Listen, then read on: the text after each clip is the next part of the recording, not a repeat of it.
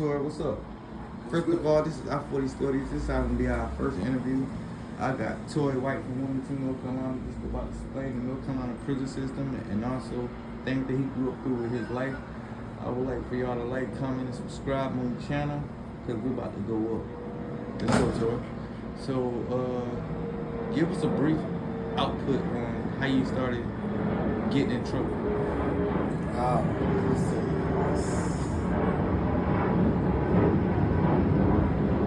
I was always fighting as a child. I was my granddaddy on the set. Right in front of me. When Mama left me at night and moved to New York, it was on a beach-ass husband that drug to go for me. No cussing. Abusive husband. At the end of the day, I was more used to my grandparents and all that kind of stuff. But 1983 January, he had her to choose on the bus. I'm thinking about him going to New York with him and the rest of my mom and my brothers and sisters. And basically told my mother to pick between me and her. And she chose her. She always chose her. Therefore, my life from day one was always messed up from that beginning. With my granddad at 7, mama leaving me at 9.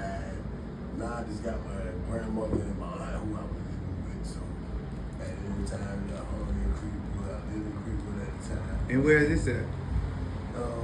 Creekwood. It's located where? North Carolina. Okay. I grew up most out there in the north side because in the south side because my family live on every side of town. So if I go stay the night with this cousin on this weekend, I'm on the south side. I'm gonna stay with this. I'm on the north side, but I was. And all this was in Wilmington, North Carolina. Yes. So I always got in fights with my friends. Everything I see, we disagreed, we fought. We played a little football and wrestling and baseball and stuff. We enjoyed doing things together, but I always really liked to protect and stand up for who I was and didn't take no shit off of nobody, you understand? But that was that life, and it tore it all up because I was having fun. 3 years later, my mama had the nerve to come back, and I was forced to go back with her. And at the time I was forced back to go with her, I didn't want to go back because I was 12. You know, left me since 9, now I'm 12. You feel me? You chose. When your husband, her husband, being with a stitch cord at the age of 6, that's why we left Jacksonville and moved back to Wilmington. You chose him over me, so why at the age of 12 do I want to come back to somebody that chose me? Man, I ain't done left her in New York alone. So now she feels she was on children back together. So I was forced to go back. And at the same time, it was here. I enjoyed New York, trust me.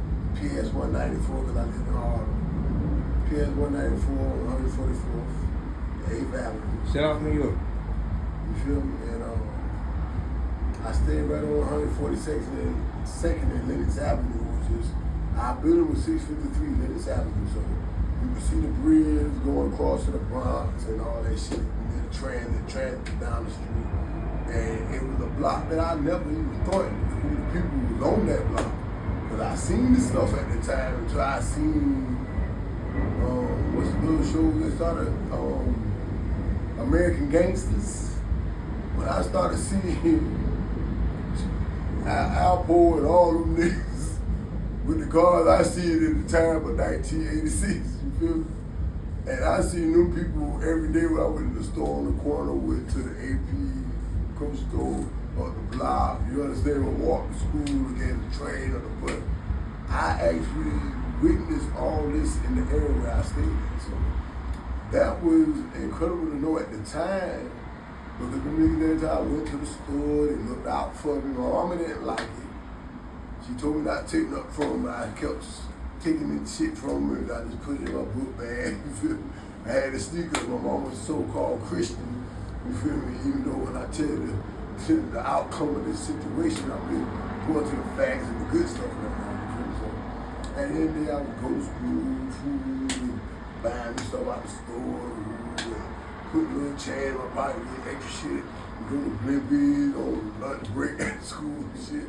So I'm good, cause I'm from where I'm from, and at this age of 12, almost about to turn 13, I enjoy that block, 142nd and Linux, because that was a block that to this day was known as a history block in that type of time of year, in 86 in Harlem.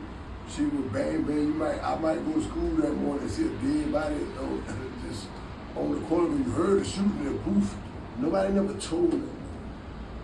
Everything was a hush hush. Nobody knew nothing. Nobody seen nothing. The block to be. You understand? But I enjoyed every day going just to elementary. When I went to middle school,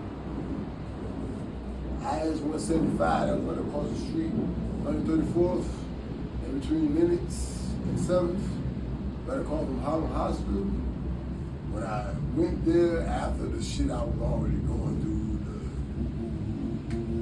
the ass whipping, missed school in elementary, I skipped that out just to give you a little briefing.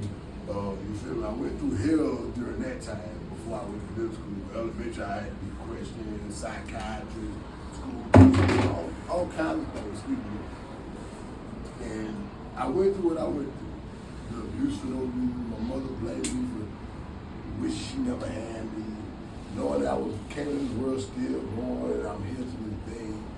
And I didn't try to take myself out and all throughout this situation, but therefore... We'll get to that later in a different story. Yeah, but it's my fault.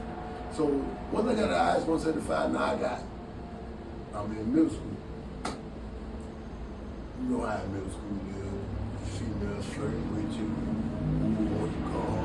I had a little Christian life, so I knew it was gonna go down with woo. I was like another ass, we gonna miss school, you feel me? And that's what type of mother I am, but I did it one time. Once I got in 8th grade, and I was so damn smart. So I was in alternative class, well, the good classes, the A-B honorable students. I was a little nerd in my days. I didn't play about work. It's a good thing. This is when I was at IS-10. That's what we want the kids to understand. Yeah, so IS-10, basically, you going through a lot of mental pain at the crib, but you still going to school with a mental. Still have my intelligence. See, a lot of kids don't talk about their pain at school either. I have to block that out to make sure I made them grades. And it scared me at first to move to New York. I got E's on my first book card, so I was crying. The teacher had to go out. You just learning. And them E's me acing in New York. Not like an F. Well, you down south. So I had to learn all that shit. You going back and forth down south to North Carolina to New York. So you balancing that life out. I'm used to E's being bad. And when I got them shits on my whole report card, I was like, oh Lord, I'll cry. I didn't even want to go home. But the teacher had to tell me, you would be all right? Next, let's pass it. So I had to learn that system, but IS-10, when I tried it one time, I came home about school was over at 2:25, I came home and it was dark. That was the time I was planning to run away anyway, so I did what I did, and it didn't even matter. So this how you got into the streets? You ran away? Yeah, I ran away in New York. And my nana in New York called my auntie in Wilmington. Asked her because she put me on the bus. I got put on the bus. 1989, 88, December 31st. I made it right New Year's Eve. Yeah, New Year's Eve. Came back to North Carolina. Came back to North Carolina. And from day one, I felt like a free man, a free young man. I started smoking. And how old were you at that time? 15. So now you're 15. Yes. You feeling yourself. I was free. It was like being locked in a cage, and you got, every time you got let out, you got beat, and you had to go back in the cage. It was child abuse. Yeah. So I was the type of person when I came back to North Carolina, I already knew I was, because I was already fighting before I went to New York. You feel me? You know what I'm saying? when I went to New York in '86, that was my first time I ever went for the summer in '83. And one thing led to another, so my mama sent me back because she couldn't have that. So that end of the day, fighting wasn't a problem. It was never a problem. When you have to fight two people at one time and the parent wind up calling the police on you because you don't wear both the children ass and now you're ready to fight the parent and now the police picking your ass up. My grandma had it, she was getting tired. She was old. You were doing this after you. 15 years old. I'm smoking, drinking, and whipping ass at the same time. Didn't give a fuck. My mama beat me so much, I said to myself, I will never let nobody, you have to shoot me to the day. So what made you go into the stage of wanting to fight everybody? Anger. Just built up anger? Built up anger, and I promised myself nobody can never put their hands on me without getting no ass with my mama. I had to take that for free for nothing. So if you said any little wrong thing to me, how you ready to fight? I fought. And at the end, I had the police had to come and all to get me. And I went to juvenile centers and everything. And because I beat the older brother up, the younger brother up, they're ready to fight the mom and the daddy. Now they go call the police. I had bats, golf clubs, everything. So what age was the first time you went to 15. jail? 15 juvenile. I went all the way to 17 because that's the age. That was the limit? You went from 15 to 17 to being locked up? And what was the first juvenile facility? That's New Hanover County. It was always out there where the new jail at to this day, but the old jail was downtown. And where's that located? Juvenile Center was always on Blue Clay Road. So you had a home there? Always Blue Clay Road. If my grandma was able to go get me from the jail, I was on Second and Red Cross. You feel me? That was Red Cross. Not where it's at to this day, but the brick building on Second and Red Cross. Couldn't miss it in between 3rd Street and 2nd. Yeah, but anyway, my grandma would come pick me up when I go to court. I'm going to jail. I gotta go do 2 weeks. I gotta go 3 weeks. It got so bad to when they ordered my mama to come in '89, I want to say right before the school started. That's how bad I went to juvenile from the time I got December 31st to '89 of like June when school was out. They ordered my mama to come to court. And I had 3 places to go. Training school, job corps, or back with my mother in New York. I looked at my grandmother and my mama behind me, and I looked at the judge, and I said, Job Corps.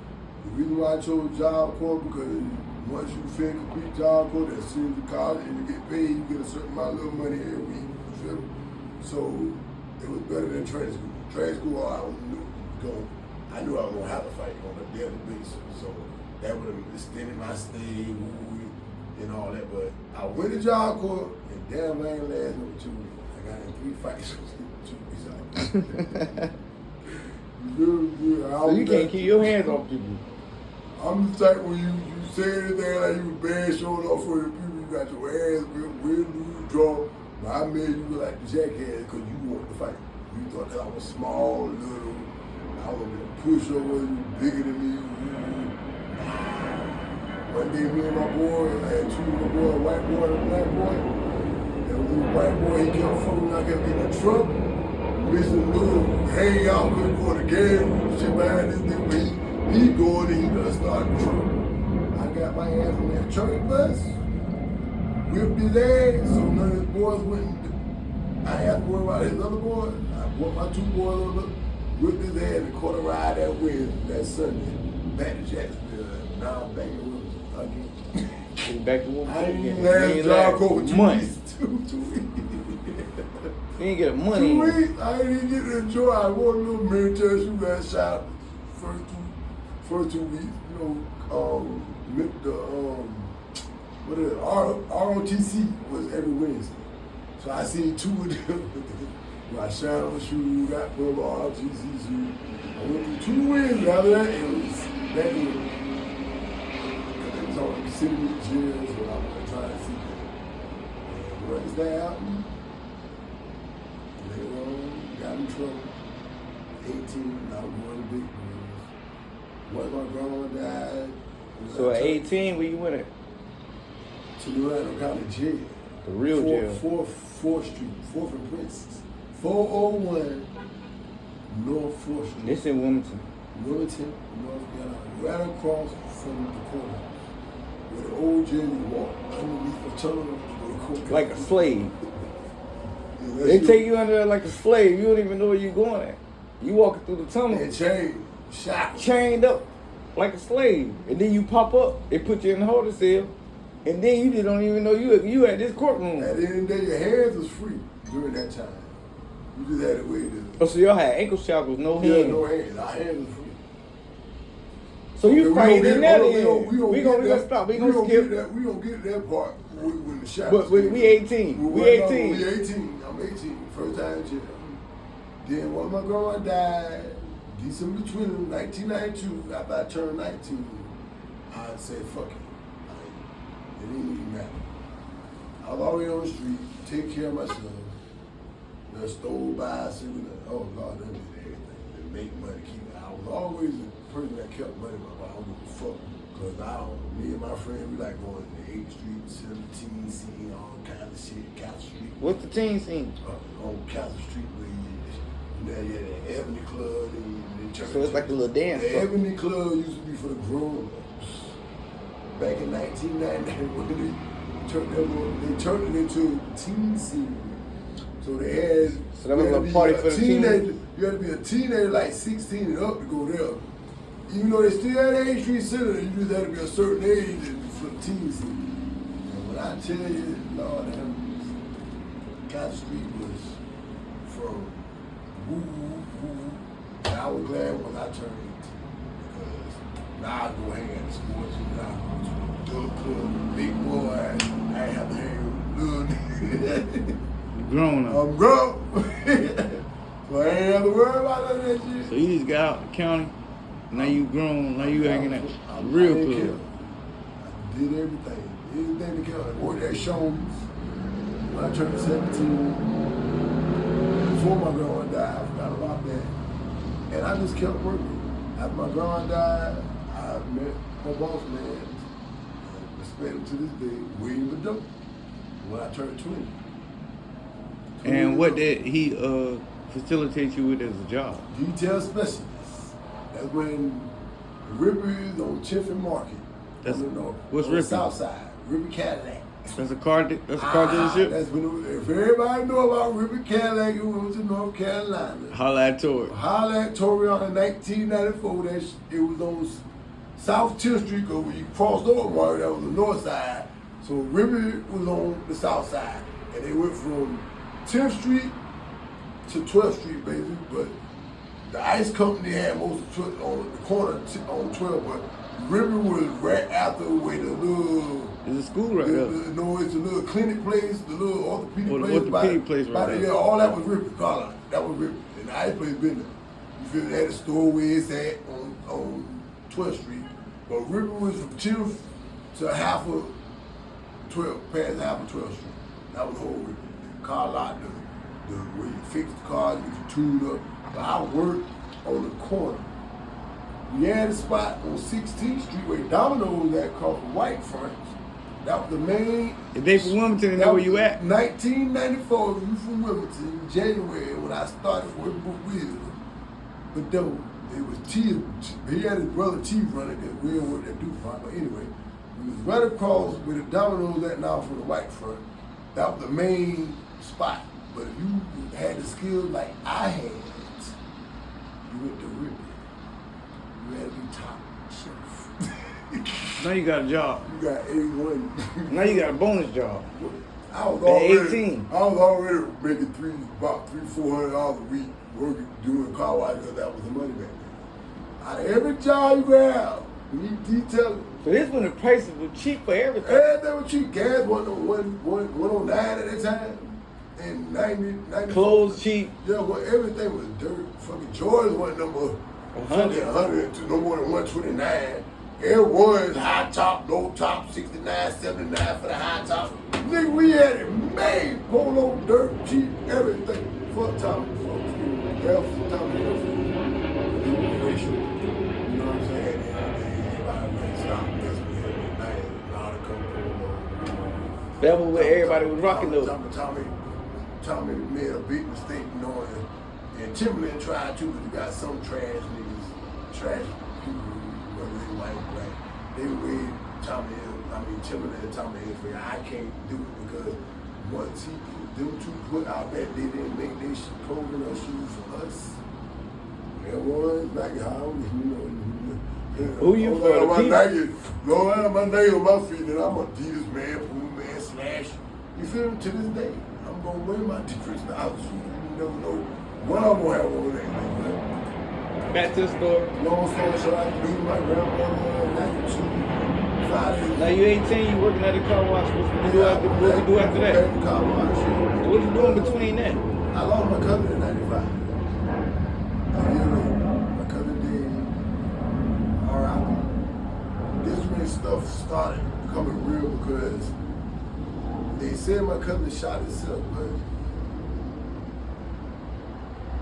was only me and one other person that didn't think that because we knew the situation going on. But anyway, long story short, but things happened.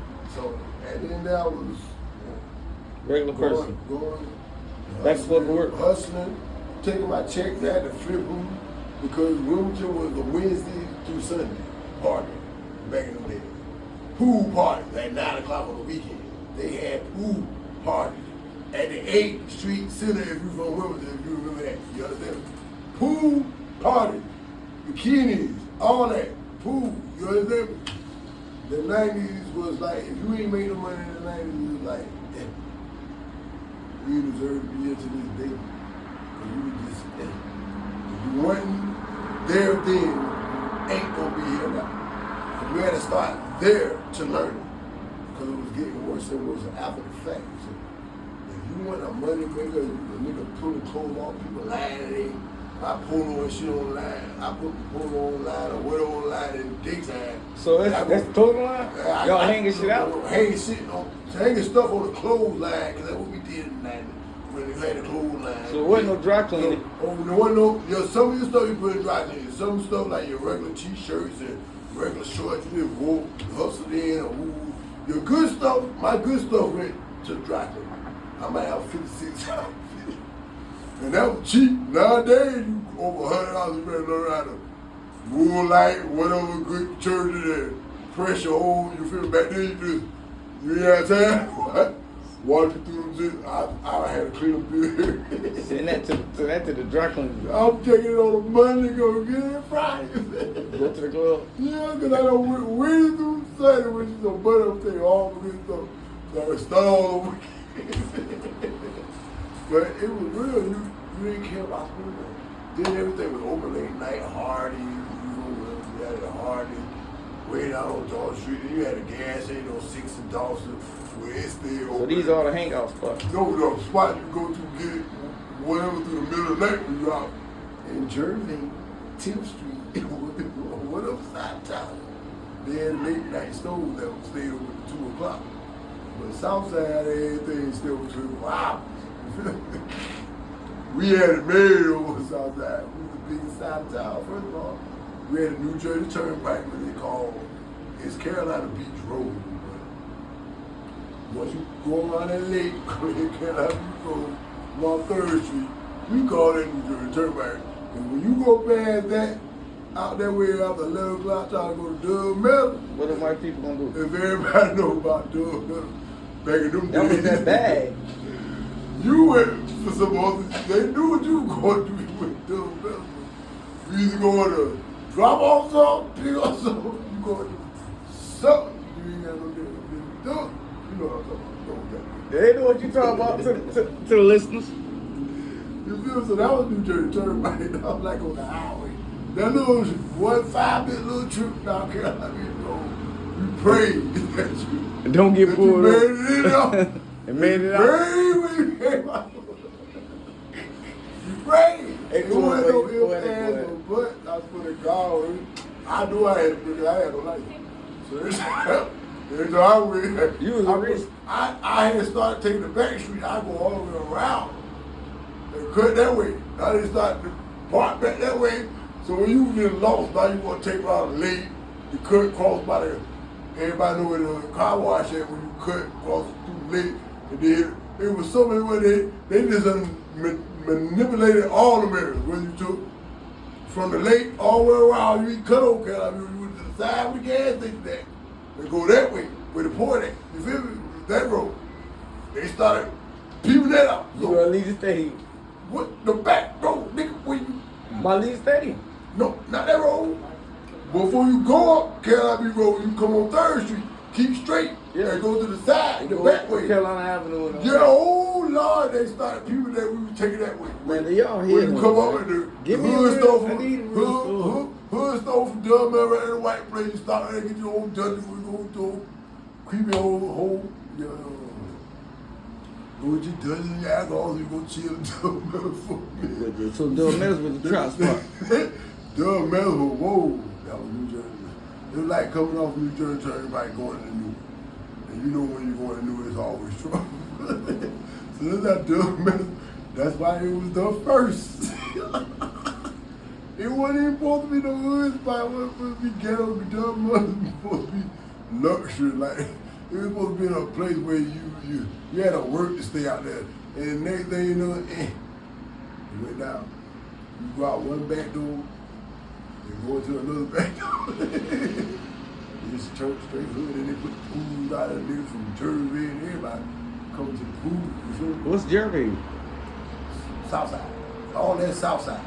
Even Dunman was Southside. Anything starting from South Market Street on back, Carolina Beach Road, South, the biggest side. You feel me? Well, you got the east a little bit. No, it's about the same. Because the east side go out a little bit, but That's we always got about- more. about- We got more. We had more. We That's had always more. We young had more Scotts projects. here. Our side got the most projects to this day. Hood areas. Matter of fact, the little the drone they fly to that down in the new life, they have to use that more. It's more crime on the south side, and that's a thing. It's always been the south side was the side where we always dealt with the east. We dealt with the east too, because we was all We was friends, 'cause everybody can. Yeah. It was more the north side. That we had beef with. Yeah, they had beef because they were snitching people. They used to take their whole team down. If anybody know about We gonna talk about that. We gonna speed past that. Let's get into criminal. Well, how you got in trouble? Well, not even criminal. I mean, I was always getting in trouble for that. Like I was Let's saying. start. But, We hit Dub Meadows. What's going on? okay, now I'm getting caught at people's houses that getting busted. I done been through that like 2 or 3 times. We gonna bring them in other stories. Yeah, But, so, what the first time you got locked up in the county, and you had to stay? Well, I went to 98. So you. I was on 98. I had done been on Channel 5 where the wanted people. That used to be the Wanted channel. Yeah, the one channel, I got that in 95. It went all the way to 98. My aunt, had to tell me to turn myself in. That's when we had hard road to hate at the time. Who was them? The really police officers that you could ever think of. That was the PAC team. They called the PAC team. They had a PAC. You had Hargrove, Hagen, you had Fred, you had Hunter, you had Debo, you had Kathy, you had Penn State. Them was when you seen them come from Jersey on South 10th Street, you had to have your running shoes on every day. You had to know how to jump a pole, cut a building, run up through the back. Cause where they at? They don't coming at your ass. Those already open. Soon as they hit off of 10th and Dawson, off of Dawson on the 10th. You in the middle of Jersey, that's where your best bet to be on Wright Street. You either on Wright or you on Or your ass gonna get left. you fucked up. You ready? Any part about Bob Johnson, we on the corner store. Well, that's You were what the dead. Bob That's Johnson do. the corner store. That's a The church. hood of the store that's been there since I was before I could buy alcohol. So Who owned that? yeah, Bob Johnson. A black man? Yeah, black man, Big Bob, Daddy Shout out to Bob. Bob Johnson, man. You feel me? Yeah, that part. You feel me? He helped it down for the people. hood. He was the only brother back then. He would slide with a quarter, and long as he knew you came in there, they spent some money, ain't wasn't nothing to him. You feel me? All right, get back to the story. Where you need to be at? But them times when them boys used to come through Germany, Tuesday and Thursday, to this day, that's the day. You better be prepared. But back then, it wasn't like this. No, it was real. You got caught and you made them run. They ripped your team. They beat you with the sticks already in the hand. See, they don't understand what the police will do to you. Yeah, they used to When they beat get you, they used to beat you because you ran. That was your punishment. And then, oh my God, it makes you get high bonds. Lord, and that's when bonds was real. I done been through my 25, 10 or better. 5 was my least. Anything after that was 10 or better. I had it sometimes, I might didn't have it because I worked, I hustled. So even if I ain't had a whole 1,500 off for the 15 or the 10, I had somebody that I can call on and they had the rest. I paid back my dues, I don't care what. You feel me? I had my little mess up. so what was the county like when you stayed in the county? The county downtown on North 4th Street in prison. What was your first impression? That was the best. That was the best though, because it was so free. Like you was able to, even though you was locked behind a bar, closed on the second, you were on the second floor, which is misdemeanor. You was behind a door all day. You feel me? So you didn't see the outside world, but back then we made the hoops and sold. So what the cell look like? Like everybody in there. I mean, Was the people on the floor? Was you the got people your, on the bunk? only thing about that, How many county, bunks? the old county, is different from the new stuff because when you got your ass with, you got your ass with. It wasn't no getting saved. Somebody had to push that button and say that button got pushed after you got your tail whipped. After you got your whipping. Yeah, you done got beat down, blooded up. Now you go. But you gonna fight. No, you fought. You had to fight. It was no weapon, no nothing. We fought anyway during that time, so you had fighting was not a problem. I done went to the second floor, and I had a certain part that they only put me in. And I had this book that I lighted in the corner. You feel me? It's on the other side when you walk through the door. You got the bunks here, you got the sink, shower, bunks going out. So how many people in there? It's like 12, you got 12, 8-man cell, but it got both. A misdemeanor floor. Anyway, a Caucasian dude in the bunk that I like. And everybody was already telling me when I got there, oh yeah, they telling me he think he tough. So they like, Tori, we know you gonna, he in your bunk, he on your favorite bunk, you always there. So they know that's your bunk. Yeah, you know, So that's how they you told me feel. that. The officer always said to me, like, somebody in that bunk, so you have to take the bunk under him. So that's how many times you done been in jail. Yeah, That's your favorite bunk. That's my favorite bunk on the second floor. In the same cell. Because second floor, you don't see nothing. So you had particularly the cell, then they put me out in that bunk. And they knew that was in my bunk. So the white dude was in the bunk, and there was a bunk under him, but I don't need the bottom. I want the top. You feel me? Then you